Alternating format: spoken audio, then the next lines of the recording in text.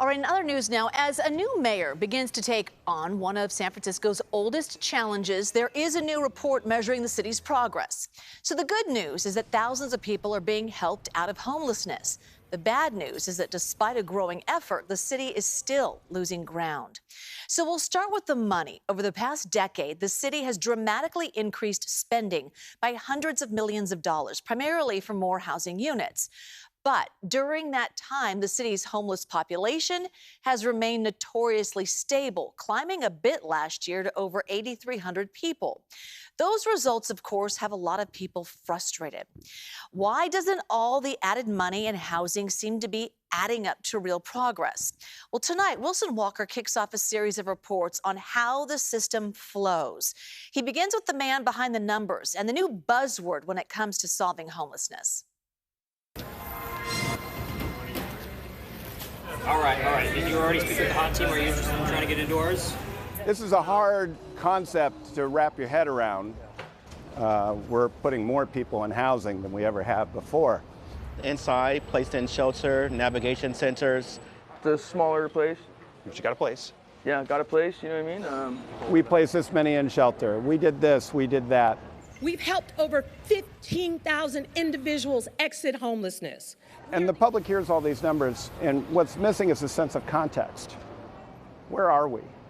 For anyone who has ever found themselves lost in the forest that is San Francisco's response to homelessness, you are not alone. Meet Sharky Laguana, A different vibe. member of the San Francisco Homeless Oversight Commission. When I joined the commission, I told myself, I don't want to get distracted by the trees. I want to stay at the 60,000 foot level and look at how all these systems work with each other or don't work with each other. So in his role as commission data officer, he started asking the city questions, hoping to understand something that might seem very straightforward. How many people are flowing into the system and how many people are flowing out of it? And the answer was, we don't have this data. It exists in different systems. The systems don't talk to each other. But after months of pulling numbers from across the city's web of services, he has some preliminary findings and an idea. I had this concept of a pipe fairly early on. If our inflow matches our outflow, the system works efficiently. We can provide services to everyone who needs it. So just imagine a pipe, right? You have water flowing through a pipe.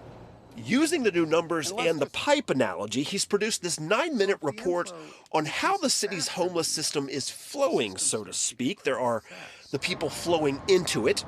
Well, they say they want to put us in the shelter. Shelter is one way off the street, but far more desirable is one of the city's permanent supportive housing units.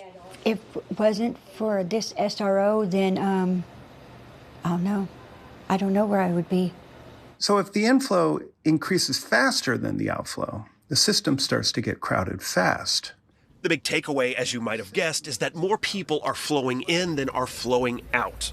Really, we're not going to get anywhere until we address the amount of water flowing into the pipe and try and reduce that.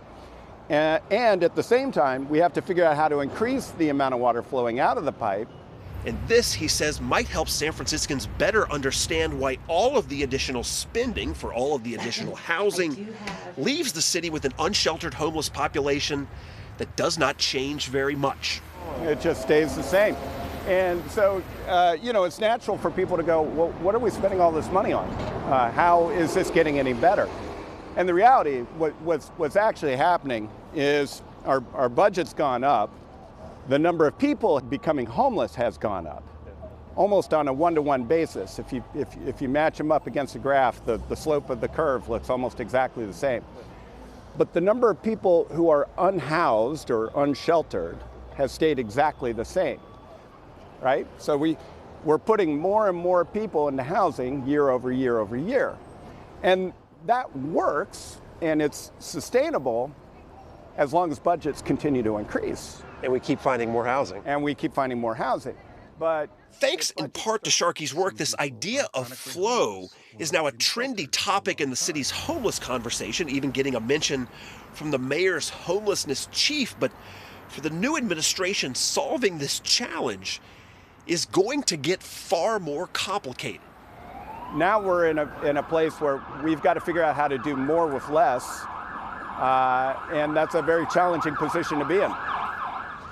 $876 million, that is the city's budget deficit over the next 2 years. So system flow in mind, how do you get the most out of those dollars? Just break down in the middle of the night, trying to figure out where I'm gonna let my kids sleep at. I probably would have been one of the statistics out in the street because probably the cheapest and most effective answer to a complicated problem. We'll look at slowing the inflow in the next chapter, and then there's the question of how you increase the outflow, something that is becoming increasingly difficult. Much more to come in our series on homelessness flow in the days ahead. Great information, Wilson. Thank you. And stay tuned for part 2 of Wilson's series later this week. We've posted the San Francisco Homeless Oversight Commission's report on our website at kpix.com.